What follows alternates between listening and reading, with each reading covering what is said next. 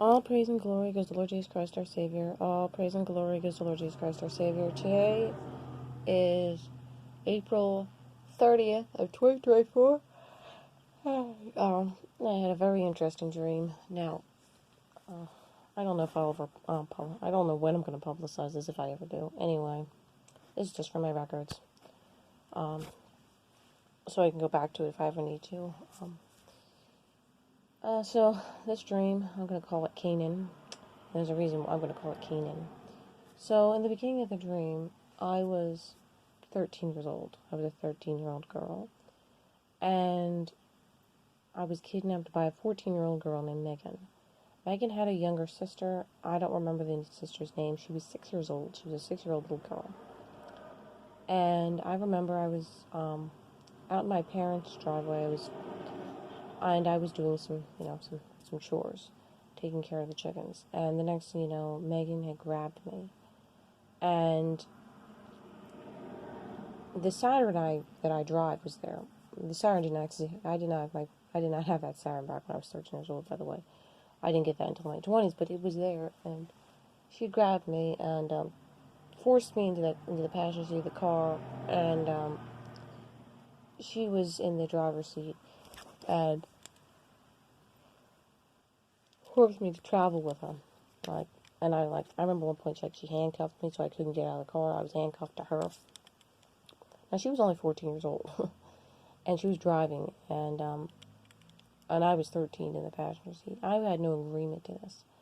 And I remember saying I have my phone with me, I'm going to call the cops and everything, but I didn't have my phone with me, and when I was 13, I didn't even have a smartphone anyway.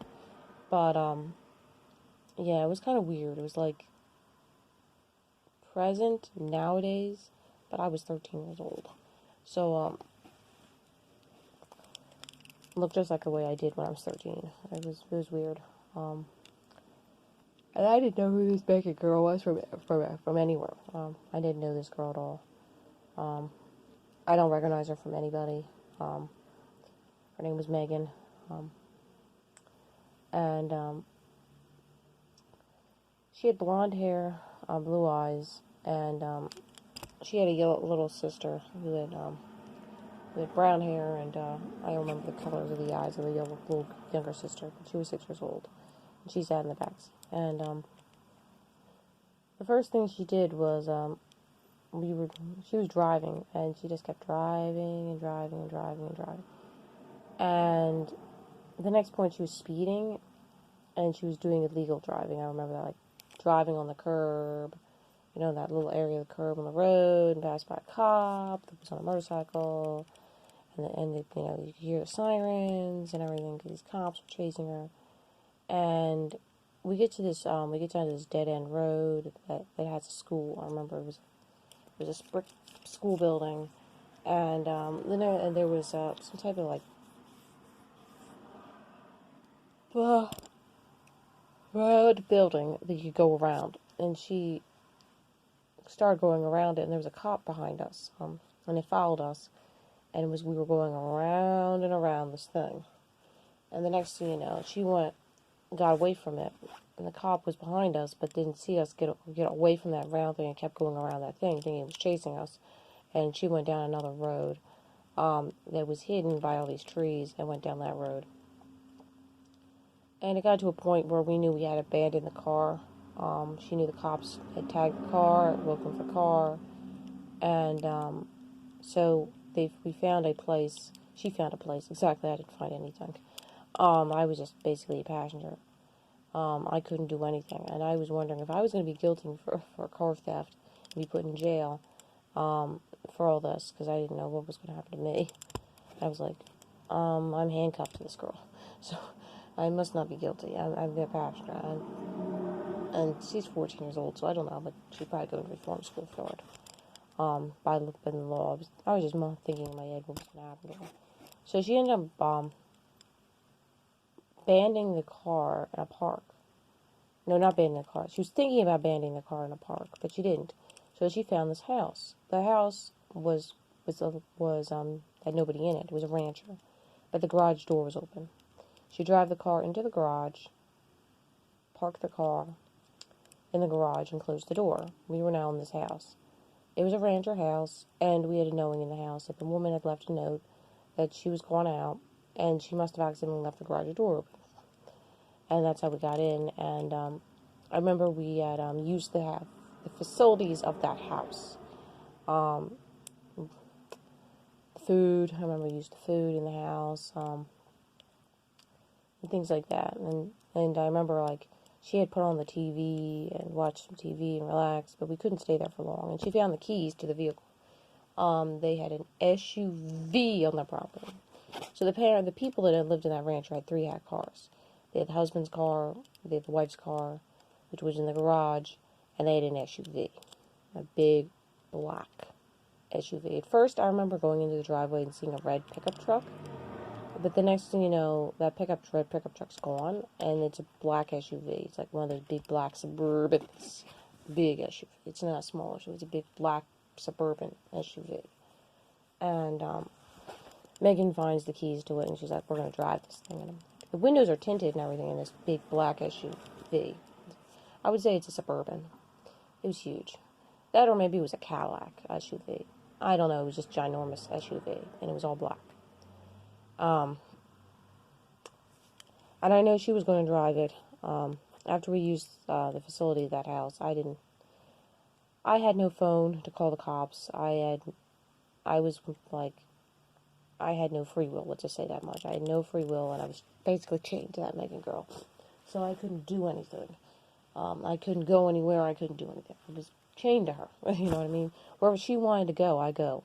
And she was 14 years old. I was 13 in this dream. Well, I'll be back. I gotta put. All right, I'm back. I just had to take a bathroom break. Anyway. So I was basically chained up to that Megan girl. I had no free will, so. Like handcuffs. She had one handcuff on her arm, and, on her right arm, and I had my handcuffed on my left arm, so we were stuck together. Like that. So I couldn't go anywhere. Anyway. So she took the black Suburban, and she tells me where she's headed to. She's headed to Canada. And, so we get on the turnpike. She has cash on her. She doesn't want to, attract any attention. Because she gets on the turnpike, she knows that the Suburban has Easy Pass on it. It has Easy Pass on the rear view mirror on the dash. So that when you go through the Easy Pass, it just pays it for you instantly, because this person has, they pay, a subscription to be on the turnpike. And, she has cash. Megan finds, I don't know if she found the cash in the house or where she got the cash from. She had cash. She didn't want any credit cards or any debit cards or anything. All because she said that they would, instantly notify where she's at. It's bad enough that, you're on the turnpike and it pings your car already. But, at least they won't know exact details once they start looking for this black SUV. So we're now, the little 6-year-old's in the back seat. I'm in the passenger seat, handcuffed to Megan. And Megan is driving. And we're going on I remember we're on the turnpike, we're going and going. I remember one point I fell asleep in that SUV because we were driving the whole entire night. Because remember, the whole day we were driving in that Saturn. And now we're driving all night. And, I'm just exhausted. I fell asleep in that Suburban. And when you're on turnpike, it's just like one straight, long highway that doesn't seem to end. I'm not really a turnpike person. I'm not really on that road in reality. But in the dream, I had a knowing that I fell asleep in that Suburban. The interior of the Suburban was all black. It had black leather seats. I remember that. It had very cushy black leather seats. It was big. It was very, very big inside and spacious and comfortable. And yeah. I remember being shook and awake by my arm being pulled around by Megan because I'm handcuffed to this girl. That we have to abandon the car, and that we have to find. And we're in Erie. We're in the city of Erie. I've never been in the city of Erie, which is Erie, Pennsylvania. And like she says, we have to find a way of crossing Lake Erie and getting to Canada. And I don't know why what her plans were, what was going on. That's all she told me, and I'm like, and I wanted out. I knew my folks were missing me at home. They were probably wondering what happened to their daughter. Where'd you go? Like, and I was like, I didn't want to go to prison or jail for grand theft auto because now she's stolen. We've 2 cars have been stolen, and a house has been broken into. Well, the next thing you know, she finds a place to abandon the car in some like parking lot area, and abandons it, and she knows it'll be found sooner or later. And then we end up walking through like this old Victorian city. Let's just say that much. And we're going through like building after building after building. And I remember like we were in like some type of building place, and we were trying to find our way out of this building. I remember it was like a labyrinth, and we had the squeaky little 6-year-old, which her sister would keep telling her, "Be quiet, don't talk," because you know how 6-year-olds are going to be very loud and annoying at times. You know what I mean? Especially for Megan, who's trying to sneak around and find some place to break into. I guess I don't know. Well, I remember, and the next thing you know, we find like we're trying to find a way out of this maze, and we find this one place. The door opens, and we find their kitchen, and we open up the. I remember, I saw the blinds and opened up the window. There was a roof, and then below the roof were some trees. They were green, like summertime. And I was thinking about like maybe climb out the window. And she thinks that's a great idea. The next thing you know, I don't know what happens after that, but like we're now in this house with this woman who's she's basically colorblind, and she's a rich woman. She's rich. She's basically colorblind. And she has a servant who has a hard time remembering faces, who works for her. So this is an old woman, so I would say 80 plus. And she gives Megan, me, and Megan's little 6-year-old sister a home, a temporary home. And I end up free of those handcuffs. I'm not handcuffed to Megan anymore, but at this point, I'm like, I feel like I've had no freedom for so long. I don't know what's going on here, but I just basically follow Megan at this point, even though I'm not handcuffed to her anymore. So I remember like there was a luxurious a shower stall in this place. It was an old Victorian home, but it was really nice. It was beautiful. Like this person had money, you could tell. The old woman had let us live there temporary. And Megan knew it was safe there because this woman was colorblind and wouldn't be able to recognize our faces when they're blasted on the news. And that servant of hers couldn't remember people's faces. And so, because her servant had memory problems, that worked for her. It was a woman in her 40s, like mid-40s, who worked for this old woman. She had memory problems. She couldn't recognize or remember people's faces. So if she sees, on the news or anything about these missing girls, that she wouldn't be able to recognize, Megan and myself and our 6-year-old sister. So I remember we used the shower facilities. I don't remember, using it, but I knew in the dream that we used the shower facilities, and the bathroom, and we had a nice bedroom to sleep in. I know we got new clothes. I remember Megan needing her clothes were sweaty and dirty from because it was hot. It was hot. It was summertime weather, and she was wearing a white T-shirt and a pair of blue jeans. And she was just, a 14-year-old girl. She didn't look much older than me at all. Description of her: she had blonde hair that went down to her shoulders. She had blue eyes. She kept her hair tied up in a ponytail. She was basically flat-chested, and she was wearing a white T-shirt and blue jeans. She didn't look 14 years old to me. She looked about 13 in my opinion, but it stated in the dream that she was 14 years old. And I looked like my 13-year-old self, so, which was kind of similar to what she looked like. And the 6-year-old looked like a 6-year-old girl. She had brown hair that was cut a little bit above her shoulders, and she had a t-shirt on and some type of blue jeans on. I had blue jeans on and some type of t-shirt on. We were all kind of similarly dressed. But at this point, we stayed living with that woman for a period of time, but we knew we couldn't stay there forever. That woman was very, very nice, and old, but she didn't know what she was doing.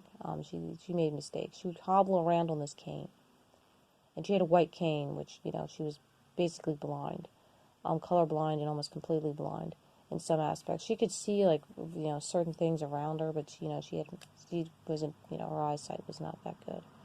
And she had a white cane that she took around.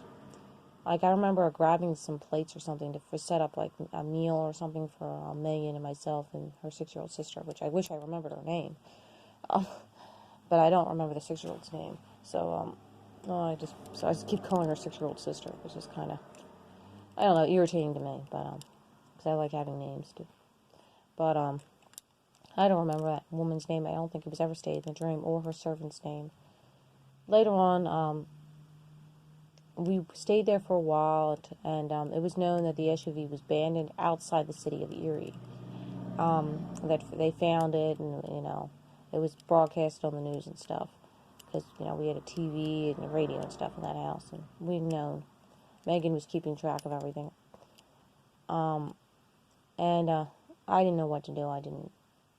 At this point, I was kind of like trapped. I just became a follower. My opinion. I had the mind of a 13-year-old also. I did not have a mind of a 29-year-old girl in the dream, I will tell you that much. I had the mind of a 13-year-old. That's 100%. I couldn't think outside the box. It was weird being, like, literally 100% 13. Because the farther I went in that dream, the more and more I was just like I was when I was a 13-year-old kid. So, it's like going back in time. At least with myself. Anyway, the next year we left that house. We said goodbye to that woman, and Megan I kept calling Megan the mastermind, very smart, because she had plans. And she was much smarter than the average 14-year-old girl, I will tell you that much. I don't know any 14-year-old girl who could come up with plans like this. Like, she was planning on, crossing Lake Erie with a log. Because she knew there was patrols from both Canada and the United States, Coast Guard patrols in these boats. And if you crossed it with any type of boat, they would find you, because it was almost very hard to get past them in a boat of any kind. So she came up with an idea of a log. We had to go in a log. A tree, a hollowed-out tree. We were scouring the beaches of around Lake Erie, and we found a log. It was a very, very large log of a very, very large tree, and it was hollowed out. And there was a hole in the center of it. You could, on the center of this giant log, you could, peep out. And you could tell that someone was carving it and probably using it for something, maybe. Or maybe it was just like that. I don't know. But it was all hollow out in the center, completely hollowed out. And I remember she crawled in there, and I was like, I'm not crawling in here. We'll get stuck in here. But I crawled, and then I was pushed in there by the 6-year-old behind me, and we were all in there, and she had gathered sticks. They were, long, and they kind of were like paddles, but, they were homemade paddles. And they were short, and they said, we were going to cross Lake Erie. We're going to be stuck in this and stuck out in the middle of Lake Erie. And I said, we can't swim across Lake Erie. She said, no, we cannot swim across Lake Erie. And she can. She said, we'll get across. And the next, we were floating away in that log. The log stayed above water, so in the hollowed part of the log did not end up, getting water. There was no water in the hollowed out part. I was in the middle. Megan was in the front. And the 6-year-old was in the back. We were basically stuck in those positions for a very long time. I remember one point, it was like nighttime, dusk, right before the sun starts to rise, and we ran into a patrol boat from the United States Coast Guard. And they didn't even pay attention to us. We could see the white patrol boat. I even, peeped out a little bit, and I could see that, it was a complete Coast Guard boat. But they never flashed their lights on the log. They never paid any attention to the log. They didn't care. They flashed like, the light, the beam that's on the boat. It went over the log, like when they would pass by, but they didn't even. I remember hearing some, oh, that's just some log in the water. Who cares? Or something like that. And we were on that log for a while. I remember we slept in the log, which was very uncomfortable. Sleeping inside a log and squished up against someone's feet above you, and having someone's head squished up against your feet and not able to stretch out, and to be stuck in like a very crunched up position inside a very tight fitting log. Not very comfortable, I will tell you. The next thing you know, we felt like it was like in the middle of the daylight that we hit. Not middle of daylight. It was like towards the end of the day, like when the sun's about to set, like that time period, when we hit the beach, and we knew instantly, like I knew we hit Canada, and we were in Canada. I'd never been to Canada in reality, but there was sand and like tall like grasses and stuff, and we all climbed out of that stupid log, and I was like, now what are we gonna do? Now to where you want to go? And she's like, she had plans. She had plans to go up north out of Canada and then get on this, be stow away on this boat to go to Europe. I was like, oh no. I did not want to go there. I did not want to go up north Canada. I did not want to be a stowaway on some boat going to Europe. I was like, what are we doing, traveling the world? Now this is where things start changing. So now we're traveling through Canada, and Canada is not, because I has no idea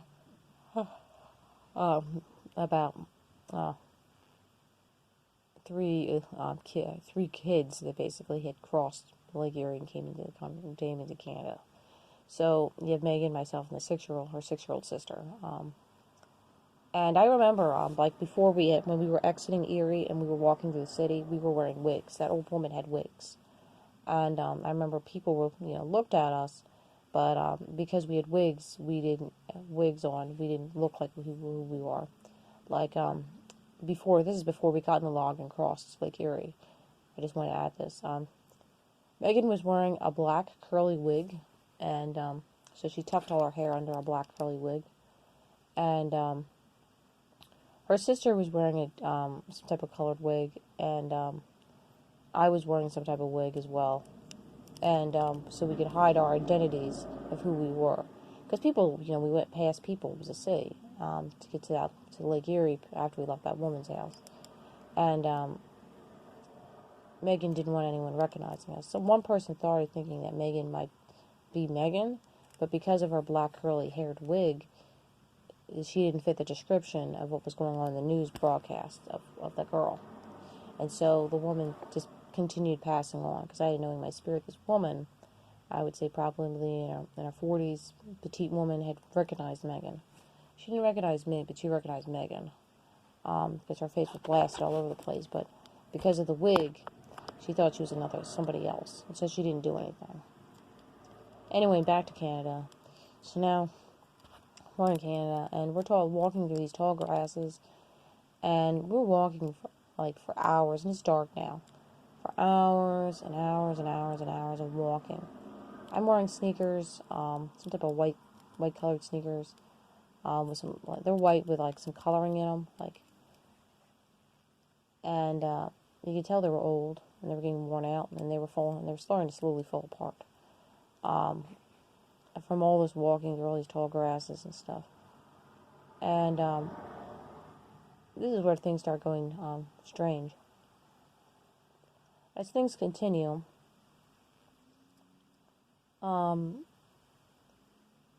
we are now in the woods, and we run into a bloodhound. A bloodhound. It's a big old adult bloodhound, followed by young lionesses in the woods. 2 young lionesses. They weren't like cub age, but they weren't, fully grown either. And there were 2 of them. And I remember seeing the 2 of them. And I remember hearing that there was a person who owned the bloodhound, had a bloodhound, and had a halfway grown, like puppy bloodhound as well. And they were going through the woods. And then we ran into a lion. A big male lion. And, like, it was weird. So it's still, like, nighttime, and we run into these things. A lion, but it's weird. Like, at one point, like, you can have, like, the moonlight and everything's, like, making everything glow. And you see this lion, and the next thing you know, Megan, the 6-year-old, are trying to flee for our lives, and there's other people around, and we come across a high school. And the next thing you know, we're in the high school, and I end up getting, like, lost in high school, and I find myself, like, passing by all these people in this high school, and I end up in this locker room, which I call, it had so many layers of lockers that went all the way up to the ceiling, and you know that nobody could reach those lockers to the top. Like, I remember there was 5 layers of lockers. 1, 2, 3, 4, 5. There were 5 layers of lockers, and it was a gymnasium room, and these lockers were big. They were huge. They weren't like ordinary sized lockers. They were a bright red color, like the color of, like, I would say, like, a bright red rose would probably be a good thing, or a poinsettia flower. They're bright red. Anyway, I'm trying to, give you a description. And I remember seeing Paige Lutz. No, not Paige Lutz. Samantha Lutz. Sorry, Samantha Lutz. That's what her name was, from high school. I haven't seen her since high school. She was there, and she looked like just like she did from high school. The odd fact was I had the mind and looked like a 13-year-old, which was, very strange indeed. And I warned everyone, a lion is coming, a big male lion. The TI schoolers, they were looking at me because I was 13 years old and just laughing and everything. And they had some type of game they had just finished up. And these were, like, kids getting, stuff out and everything in their lockers. And there was all these people, like, they probably had, like, a football game or a basketball game or something. They had just finished, and there were all these people here. They were all happy and cheering because our team had won, and, like, something like that type of theme. I didn't know the type of game or what was going on, but, everyone was happy and enjoying themselves. And so it was weird. And I remember ending up in this, like, in that gymnasium room, there was a dead end. So where it was just lockers on all 3 sides. And I walk out, and I notice there's, like, I see Megan and her 6-year-old sister and that woman who had the bloodhounds. And there was then next, you see a golden retriever come running along with the bloodhounds out of the woods. And then you finally see the lion. And I tell everyone, there's the lion, there's the lion. And now some of the high schoolers start screaming and fleeing and running. They see a lion. Now this is a big male lion. Full-grown adult male lion. He had a big, huge, beautiful mane. He had some white trimmings around the mane, around his face and his mane, and he was big. And the next, he came up to me, and he was very, very friendly lion. He wasn't dangerous. Now this is where things start going strange. I end up riding on the back of the lion. I climb on the top of the lion, and I'm riding on the back of the lion. I'm riding on the back of a lion. And someone gives me a golden crown, and I put it on my back of on my head. A golden crown, that what a queen would wear. Not the ones like that one that goes around the whole entire head, like the whole head golden crown. And it had gems in it, like ruby and I don't know the names of the gems, but it had, like, probably 12 different colors of gems, maybe. I don't know, too many colors. Anyway, it had a whole bunch of gems in it, and it was colorful, and it looked like it was shiny and gold looking, and I had it on my head. I put it on my head, and I'm riding on this back of this lion. And while I'm riding on the back of this lion, I remember, I can't remember what I was wearing. I was wearing a black pair of pants, black boots, and a black jacket, and a black turtleneck. That's what I was wearing on the back of that lion. And I had a golden crown on top of my head. And I think my outfit had turned into a white outfit of some type, but I can't remember the details of that. I think it turned into a white wedding dress or something. And I was still wearing that crown, and I was I was riding on the back of that lion. And now you're going to get to wondering why it's called Canaan. I'm running out of minutes. I'm going to have to break this up into 2 parts. So this part, I won't call it Kanan because it hasn't gotten to that part. I'll just call this The Runaway. And I'll be back. Well, for my recording, that is.